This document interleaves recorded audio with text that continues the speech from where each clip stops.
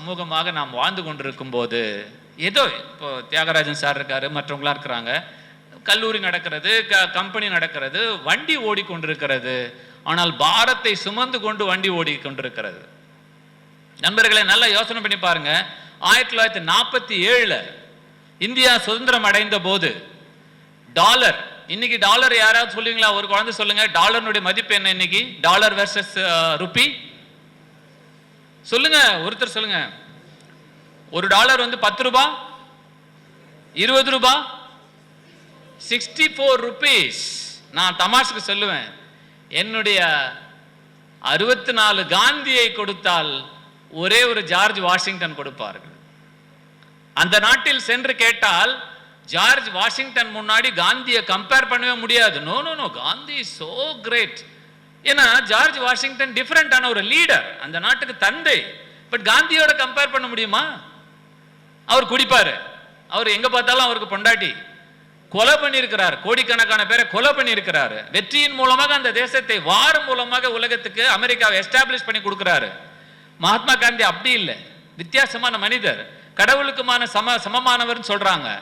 அப்ப இந்த 64 காந்தியை கொடுத்தா ஒரே ஒரு நீங்க அமெரிக்காலாம் போய் பார்த்தீங்கன்னா அவமானமா இருக்கும். சரியான ரத்தம் சொரண இருக்கிற ஒரு இந்தியன் அமெரிக்காவில் டிராவல் பண்ணி பார்த்தா, இங்கிலாந்துல டிராவல் பண்ணி பார்த்தா, 1 ரூபாய் கொடுத்தீங்களா மதிக்கவே மாட்டாங்க, 2 ரூபாய் கொடுத்தா வாங்க மாட்டாங்க. நம்ம துட்டு ஜெர்மன்ல நான் ஒரு நாள் ஒரு குளிர் காலத்துல திடீர்னு அர்ஜென்ட்டா ஒரு 10,000 ரூபாய் காசு வச்சிருக்கேன், யூரோவா மாத்துறதுக்காக அலையிறேன். எந்த கவுண்டர்ல போனாலும் Indian rupee, no no I'm சாரின்றாங்க. இல்லாத ட்ரெயின்ல தொலைஞ்சு போயிட்டேன், துட்டு இல்லாத தொலைஞ்சு போயிட்டேன். என் நண்பர் ஒருத்தருக்கு ஃபோன் பண்ணி பக்கத்தில் எங்கேயோ ஒரு இடத்துல ஜெர்மன்லேருந்து மறுநாள் ராத்திரி வந்து அவரு எனக்கு ஒரு 200 யூரோ கொடுத்தாரு. நான் கிட்டத்தட்ட 10,000 20,000 ரூபாய் வச்சிருக்கிறேன். 200 யூரோக்கு டாலர் ஈக்குவலண்டா காசு இருக்கிறது. அவர் வந்து அப்புறம் அந்த காசை வாங்கிட்டு ஆரோவில் இருக்கிற தன் நண்பருக்கு அமிச்சு அவர் பயன்படுத்திட்டார். இதெல்லாம் உள் வாங்கினீர்களான ஆள் உங்களுக்கு தூங்காது. அதை தான் கலாம் கிட்ட சொல்றோம். கலாம் பேசும்போது சொல்லுவாரு, இதெல்லாம் வந்து யார சில நேரத்தில் சொல்லுவாங்க, கலாம் வந்து சும்மா பேசுறாரு, அவர் நினைச்சா செஞ்சிருக்கலாம்னாங்க. அவர் சொல்றாரு, நான் இருக்கிற போஸ்ட்ல என்ன செய்ய முடியும் இளங்கோ? நான் ராக்கெட் விட முடியும், விட்டு காட்டினேன். ஆராய்ச்சி பண்ண முடியும், விட்டு காட்டினேன். அணுகுண்டு செய்ய முடியும், செஞ்சு காட்டினேன். பட் நான் இருக்கிற இது ஒரு ஸ்டாம்ப் போஸ்ட் தான். ஆனாலும் சும்மா இல்லாம அட்லீஸ்ட் இந்த பசங்களையாவது பேசுவோம்னு பேசுறேன்னு சொல்றாரு. அப்ப சொல்லுவாங்க கலாம் கிட்ட, நாங்க சொல்லுவோம், ஐயா நிறைய பேர் எதிர்பார்க்கறாங்க, பெண்கள் விஷயத்தை நீங்க பேசணும், ஜாதி விஷயத்தை நீங்க பேசணும், இரட்டை டம்ளர் விஷயத்தை நீங்க பேசணும்னு சொல்லுவோம். அப்ப சொல்லுவாரு, குடி மதுவிலக்கை பத்தி பேசணும்னு சொல்லுவாரு. இன்னைக்கு கூட சமூக ஆர்வலர்கள் சொல்றாங்க, அவர் சும்மா பேசிட்டு போனாரு, அவரை பத்தி நீங்க எல்லாம் பேசிட்டு இருக்கீங்கன்னு சொல்லுவாங்க. அப்ப கலாம் சொல்லுவாரு, இல்ல இளங்கோ, நான் இப்ப இருக்கிற தலைமுறை 35 வயசு கூட நான் நம்பல, அதனால்தான் என் குழந்தைகளிடம் நான் பேசுகிறேன். 10 வயது குழந்தையிலிருந்து 20 வயது அந்த வாலிபர் வரைக்கும் நான் பேசுறேன். இவங்க தலையெடுக்கும் போது குடிகாரர்களாக இருக்க மாட்டார்கள். இவங்க தலையெடுக்கும் போது பெண்களுக்கு எதிரான வன்கொடுமைகள் தடுக்கப்படும். இவங்க தலையெடுக்கும் போது மெதுவாக ஜாதிய உணர்வுகள் குறையும். இதுக்காக தான் நான் பாடுபடுறேன். இப்ப நீ சும்மா இருக்கிற குட்டையை போய் கலக்க என்னால முடியாது, இது நடைபெறாது. உங்களை மாதிரி எல்லாரும் போல காலத்தால் அழிச்சு போயிருவேன் நானு. ஆனா என் குழந்தைகளுக்காக நான் வேலை செய்யும் போது அடுத்த 10 ஆண்டுகளில் என் குழந்தைகள் என்னை இந்த தேசத்தை மாற்றி காட்டுவார்கள் சொன்னாரு. அப்ப அவ்வளவு பாசமா 84 83 வயசுல கூட அவ்வளவு போராடிட்டு செத்தாரு. அதுக்கு நாம என்ன செய்ய போகிறோம் அப்படின்னு தயவு செய்து கேள்வியை உள்வாங்கிக் கொள்ளுங்கள். உங்கள் எதிர்காலம் இருட்டானது அல்ல. இந்த பாதையிலே சென்றால் குழப்பமானது தான் இருக்கும்.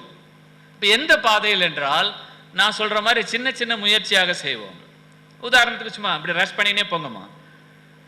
இது குத்தம்பாக்கத்தினுடைய மக்கள் தொகை எல்லாம் சேர்ந்து. நெக்ஸ்ட் 1996 இப்படிலாம் இருந்தது. அந்த ஊர் வந்து ஒரே சண்டை, எங்க பார்த்தாலும் தகராறு, பெண்கள் விஷயம், சாராயம் எல்லாம் இருந்தது.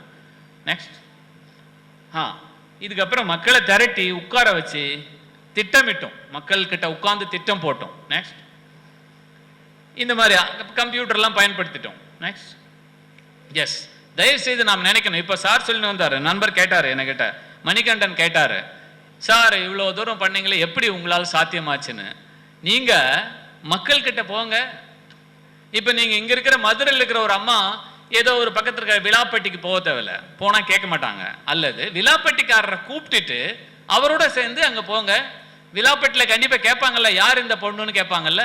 ஃபர்ஸ்ட் அவனுடைய பார்வை என்ன இருக்கும்? சூப்பரா இருக்கியா பொண்ணு, இயல்பான ஒரு வாலிபனுடைய உணர்வு. ரெண்டாவது நாள் அந்த பொண்ணு திரும்பி வருது, ஜோரா இருக்க ஃபிகர்னு சொன்னாங்க. மூணாவது நாள் நீ தெளிவா இருக்கிற, நான் உன்னை ஃபிகர் காட்ட வரல தம்பி, அண்ணா நான் அப்படி வரல, ஒரு வார்த்தை அண்ணா அப்படி இல்லைன்னா கொஞ்சம் நான் வேற விஷயமா உங்களோட வந்திருக்கிறேன்னு பேசி பாருங்க. உங்களை நான் மிருகமா நாயா கடிச்சு தின்னுறதுக்கு? அப்ப இந்த பொண்ணு அங்க போய் பேச ஆரம்பிக்க மெதுவாக பழக்கம் ஏற்படுகிறது. இந்த பொண்ணு வித்தியாசமான கருத்துக்களை சொல்கிறது, இந்த பொண்ணு வித்தியாசமான விஷயங்களை செய்கிறது. படிப்படியாக துவரம்பருப்பை விதைத்து காட்டுகிறது, கிரீனை செஞ்சு காட்டுகிறது, குப்பை மேலாண்மைக்கு ஒரு வழி காட்டுகிறது, அங்கே தங்குகிறது, வேலை செய்கிறது, மடிய ஒரு சுத்தம் ஆரம்பிக்கிறது, செடி ஆரம்பிக்கிறது. 3-4 மாதங்களில் 3-4 வருடங்களில் அந்த கிராமத்தை மாற்றக்கூடிய காரணிகளில் ஒரு முக்கியமான காரணியாக இந்த பெண் மாறுகிறது, இந்த இளைஞன் மாறுவான். அப்ப நீங்க உள்ள போகாமலே தூரம் இருந்து ரூரல் டெவலப்மெண்ட் ஒன்று படிச்சுட்டு வெளியே இருந்து பேப்பர்ல இருந்து எத்தனை நாளைக்கு ரூரல் டெவலப்மெண்ட் பண்ணுவீங்க? அப்போ மக்களிடம் செல்லுங்கள். நான் அதனால தான் சொன்னேன், நான் வேலையை விட்டுவிட்டு என் மக்களோட உட்கார்ந்து திட்டம் போட்டு ஒரு திட்டம் தயார் பண்றோம். அப்ப சில நேரத்தில் நாமளே தயார் பண்ணின்னு சொல்றீங்க. அப்ப என்ன சொல்லுவாங்க? சார் இல்லைங்கோ சார் சூப்பரா இருக்குது ஐடியா, ஆனா இதெல்லாம் எவ்வளவு தூரம் நிறைவேற்ற முடியும்? வெளிப்படையான கேள்வி. சில கிண்டல் பண்றவங்க என்ன செய்வாங்க? ஆமா பேசுறாரு, அவர் படிச்சிட்டாரு இல்ல, படிச்சவர் இல்ல, பேசாதான் செய்வாரு, இப்படி கிண்டல் பண்ணுவாங்க. ஒரு சிலர் அவ்வளவு பெரிய 40,000 சம்பளத்தை விட்டு இங்க வந்திருக்காருப்பா, சும்மாவா வந்திருப்பாரு, நெகட்டிவா சொல்லுவாங்க. பட் நீங்க மட்டும் உள்வாங்கி படிப்படியாக செய்யும் போது ஒரு வருஷத்துல பாக்குறாங்க, இந்த பையன் அப்படிலாம் இல்லப்பா, ரொம்ப நல்லா பண்றாரு, எவ்வளோ வித்தியாசம் இருக்குப்பா. ஒரு 10% சேர்றாங்க உங்களோட. 40 ஏற்கனவே இருந்தது, 10 50 ஆகுது. 2வது வருஷம் செஞ்சு காட்டுங்க, 3வது வருஷம் செஞ்சு காட்டுங்க, 4வது வருஷத்துக்குள்ள 90% மக்கள் உன்னோட சேருவாங்க. அந்த மாதிரி 4 வருஷத்துல எல்லா ரோடு போட்டாச்சு, சின்ன சின்ன தொழிற்சாலைகள் ஆரம்பிச்சாச்சு, ஹாஸ்பிட்டலை ரிவைவ் பண்ணியாச்சு, ஸ்கூல் எல்லாம் பிரமாதமா பண்ணியாச்சு, எங்கெல்லாம் தெருவெல்லாம் சாக்கடையா இருந்தோ அந்த சாக்கடையெல்லாம் திரும்பி மக்களை பயன்படுத்தி சின்ன சின்ன டெக்னாலஜி மூலம் ஒரு பெரிய ட்ரெயின் கட்டியாச்சு, ஏரிகள்லாம் தூர்வாரியாச்சு. மழை 3 நாள் மழை, நல்ல மழை பெஞ்சா போதும், அடுத்த 1 வருஷத்துக்கு தண்ணி இருக்கும். 3 நாள் சக்கப்படி பிடிச்சதுன்னா 80% ஆஃப் த டேஸ் வாட்டர் இருக்கும். அதெல்லாம் பண்ணியாச்சு. அதுக்கப்புறம் நான் சில நேரத்தில் தொட்டுக்க வேண்டியதாக இருக்குது ஜாதி. இந்த ஜாதி என்பது இந்த தேசத்தில் ஏற்பட்ட அவ்வளோ ஈஸியாக பிரிக்க முடியாத ஒரு சாபக்கேடு. மெதுவா அதுக்கு ஒரு திட்டம் போட்டு சமத்துவபுரம்னு ஒரு கான்செப்ட் கேட்டிருப்பீங்க. அந்த சமத்துவபுரத்தை உருவாக்கியதே கூத்தம்பாக்கம் தான். எங்ககிட்டனா கலைஞர் கருணாநிதி என்ன சொன்னாரு? ஒரு ஒரு ஒரு பஞ்சாயத்து தலைவருக்கு இவ்வளோ அருமையான எண்ணம் இருக்கிறதே, இவ்வளோ திறமையா செய்கிறாரு. ஒவ்வொரு மாவட்ட ஆட்சித்தலைவரும் இந்த திட்டத்தை கூர்மையாக நோக்கி ஒவ்வொரு மாவட்டத்திற்கு ஒரு நல்ல கிராமத்தை தேர்ந்தெடுத்து சமத்துவபுரம் என்ற திட்டமாக இதை நிறைவேற்றலாம்னு கலைஞருக்கு பேர் வச்சு நிறைவேற்றினார். முதல் சமத்துவபுரமாக நான் கேட்டபடி எல்லா காசையும் கொடுத்தாரு. அதுலேயே கூட வித்தியாசமான முறையில் வீடு கட்டியிருக்கிறோம். வீடு கட்டுறதை பற்றி உங்களுக்கு என்ன நினைக்கிறீங்க? நீங்கள் எல்லாரும் வீடு கட்டணும்னா என்ன வேணும்? ஃபர்ஸ்ட் என்ன வேணும்? வீடு கட்டுறதுக்கு கல் வேணும், ஓடு வேணும், கான்கிரீட் வேணும், இரும்பு வேணும்.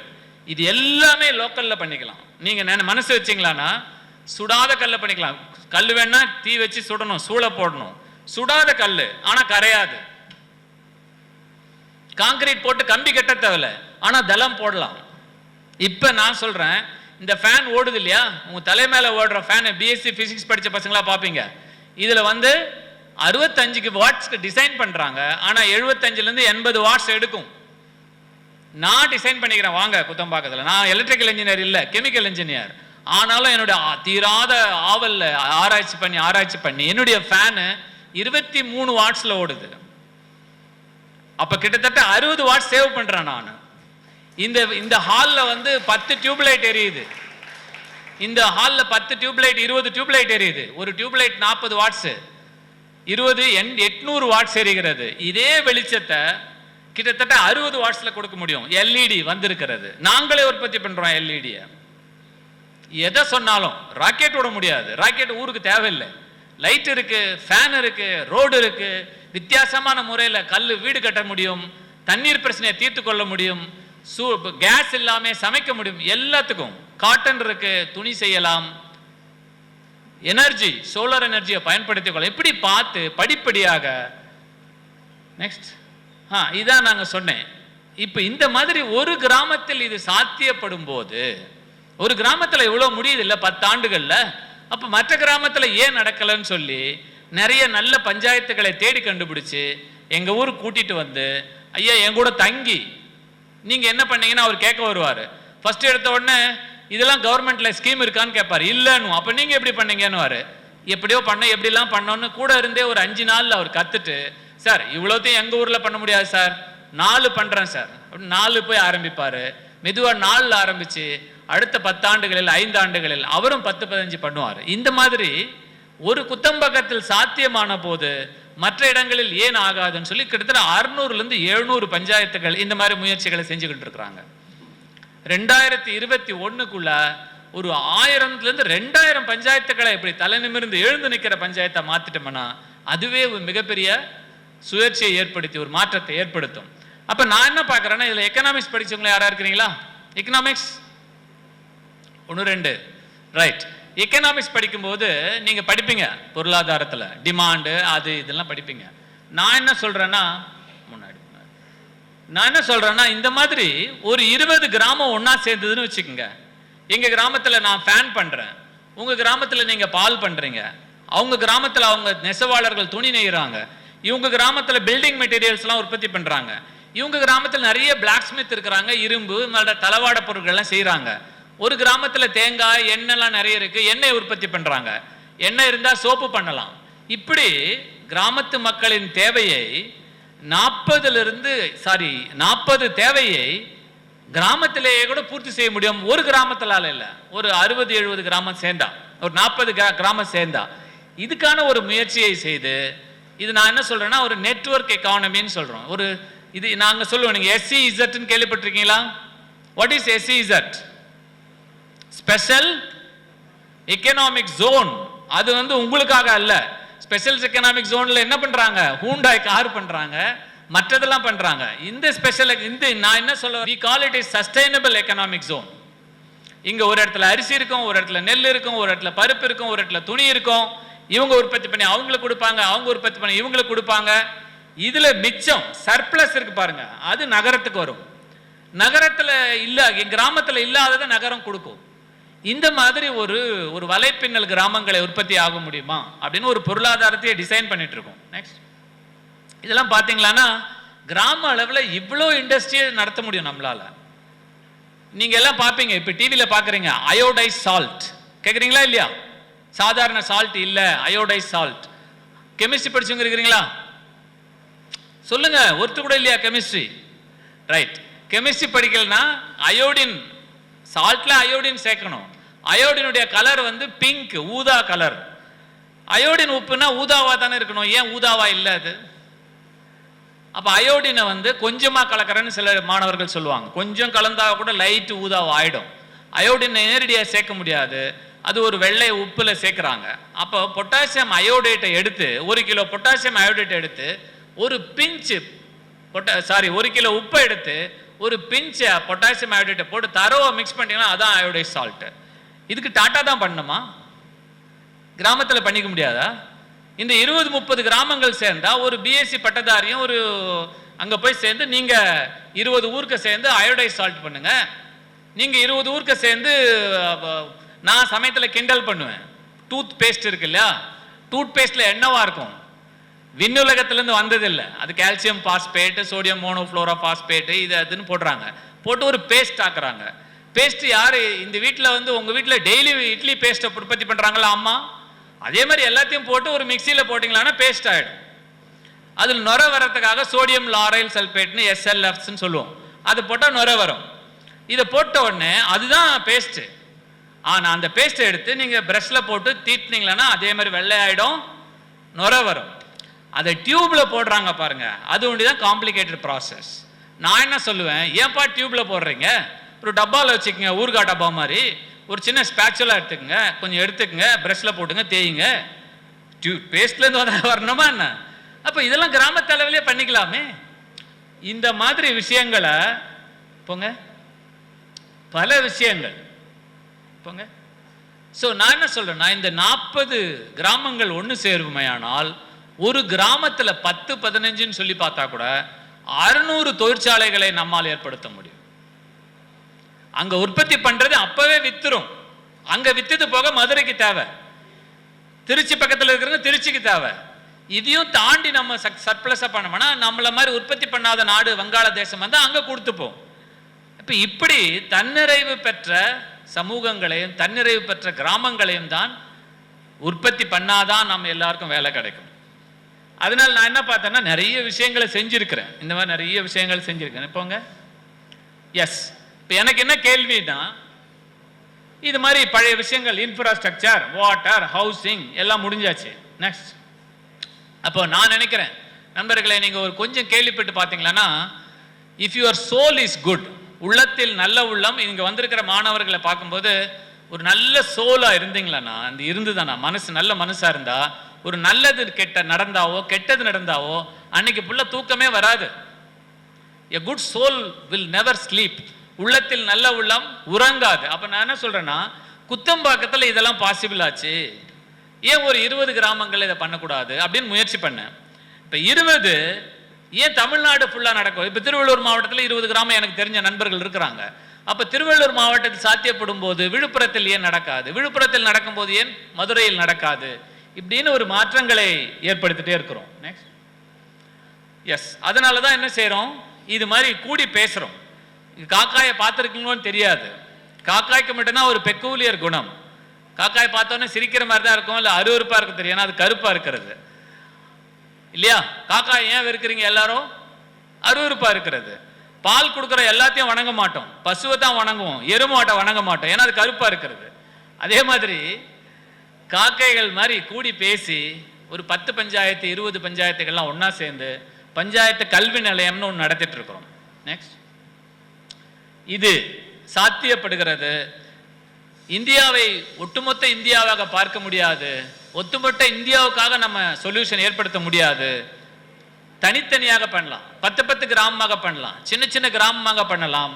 பண்ணா ஒரு 2020க்குள்ள ஒரு 2000 கிராமங்கள் தமிழ்நாட்டிலும் இந்தியா முழுக்க ஒரு 20,000 25,000 கிராமங்களை இப்படி எழுந்து நிற்க மாடல் வில்லேஜஸ் பண்ணிட்டோம்னா அதுவே வந்து ஆட்டோமேட்டிக்கா ஒரு மொமெண்டத்தை கிரியேட் பண்ணி போகும். ஆனா தயவு செய்து இதுல என்ன பாக்குறீங்கன்னா, எல்லாத்தையும் எங்களை மாதிரி ஒரு வயதானவர்களே செய்ய முடியாது, வயோதர்களே செய்ய முடியாது.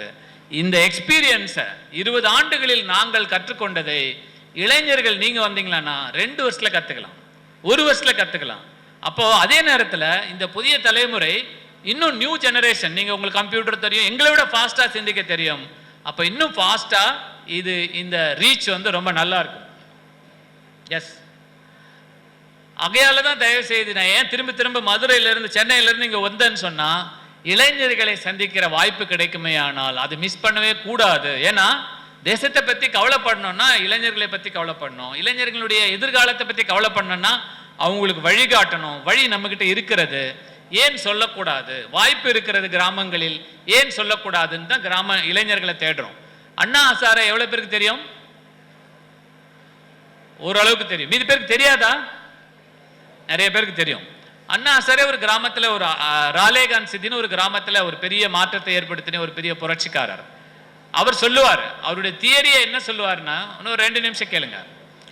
அவருடைய தியரி என்ன சொல்லுவார்னா, ஒரு விதை தன்னை மண்ணில் புதைத்துக் கொள்ளும் போதுதான் அது முளைக்க தொடங்கும். A seed by burying itself will germinate. The germination process is the death for the seed. அந்த விதை முளைக்க ஆரம்பிக்கும் போது அந்த சீடு இருக்காது. It's a death for the seed, but really it is not the death. எந்த விதை தன்னை மண்ணில் புதைத்துக் கொள்கிறதோ அதுதான் முளைக்கும், மரமாகும், வாழ்ந்து காட்டும். மண்ணில் புதைத்துக் கொள்ள தயாராக இல்லாத விதை என்னவாகும்? சாம்பார் ஆகும்னு நான் தமாஷ் சொல்லுவேன். எந்த விதை தன்னை முதைத்துக் கொண்டதோ அது மரமாகி இருக்கிறது. அந்த துவரம்பருப்பு செடியாகி அட்லீஸ்ட் அடுத்த 4 வருஷத்துக்கு காய்ச்சி இன்னொரு 1000 செடியாச்சு. பயந்த விதை என்னாச்சு? சாம்பார் ஆகி வேற ஃபார்மேட்ல போயிடுச்சு. அப்ப இந்த வாய்ப்பு இளைஞர்களுக்கு தான் இருக்கிறது. நெக்ஸ்ட் எஸ், நீங்கள் முன் வர வேண்டும். நீங்கள் முன் வரவில்லை என்றால் இந்த பொறுப்பை தட்டி கழித்து விட்டு வேலை தேடி ஏதோ ஒரு மாதிரி போயிட்டீங்கன்னு சொன்னா முதியவர்கள் தான் இந்த வண்டியை ஓட்டும். நீங்க சேலஞ்சா பார்த்துக்கங்க. இந்தியா நாட்டில் பிரதம மந்திரி வயசானவராக இருக்கிறாரு, முதல் மந்திரி வயசானவராக இருக்கிறாரு, இன்னும் வயசானவங்களே போட்டி போடுறாங்க. கேட்டா இளைஞர்கள் முன் வரல. இங்க இருக்கிறீங்க இல்லையா, ஒரு 300 150 200 குழந்தைகள் இருக்கிறீங்க. எத்தனை பேர் சார் நாங்க ஒரு ஃப்ரண்ட் லைன் பாலிடிக்ஸ்லயோ ஒரு தேசத்தை மாத்துறதுக்கே முன் வரும்னு ஒரு ஆள் எத்தனை பேர் கை தூக்குங்க? Shame. It's not a joke, it's a shame. அப்ப என்னதான் பண்ண போறீங்க? டிசிஎஸ் நண்டு வலையை தேடிட்டு இருக்கோம் சார், அதுல போய் பூந்துப்போம் சார், உள்ள நுழைஞ்சிட்டா வெளியே வரமாட்டோம் சார், அத்தோட அழிஞ்சு போயிடுவோம் சார், அப்படியே போயிடுவோம் சார். இப்போ முன் வரணும். அப்போ அப்துல் கலாம் வாய்க்கழிய 11 மில்லியன் பீப்புளை பார்த்திருக்காரு, உங்களை மாதிரி இளைஞர்களை. கத்தி என்ன பிரயோஜனம்? வெளியே வரமாட்டாங்க. ஏன் வரமாட்டீங்கன்னா உங்களுக்கு பாதுகாப்பலன்னு சொல்றீங்க. நான் முடிக்கிறதுக்கு முன்னாடி என்ன சொல்றேன், நீங்க கிராமங்களுக்கு வாங்க, படித்த பெண்களோ ஆண்களோ கிராமங்களுக்கு வாங்க. நகரங்களை காட்டிலும் கிராமங்களில் பெண்களுக்கு பாதுகாப்பு அதிகம் உண்டு. வெளியிலிருந்து வர பெண், ஒரு படிச்ச பெண், மதுரை நகரத்தில் படிச்ச பெண்ணுன்னு சொல்லுங்க, வெளியிலிருந்து வர பெண்ணுன்னா அந்த கிராமத்தில் பெரியவங்கள்ல இருந்து எல்லாரும் பார்த்துப்பாங்க. யாரு பார்த்துக்கணும்னு ஒத்துக்கணுமோ அவங்கள அந்த கிராம தலைவர் கேட்பாரு, ஏப்பா அந்த பொண்ணுலாம் ஒழுங்கா இருக்காங்களா, சாப்பாடு ஒழுங்கா போடுறீங்களான்னு பாதுகாக்க ஆள் இருக்கிறது. பெண்ணுக்கு மட்டும் இல்ல, ஆண்களுக்கும் வாங்க. ஃப்ரெஷ் ஃபுட்டு கிடைக்கும். எங்க கிடைக்கும்? மதுரையில கிடைக்காது.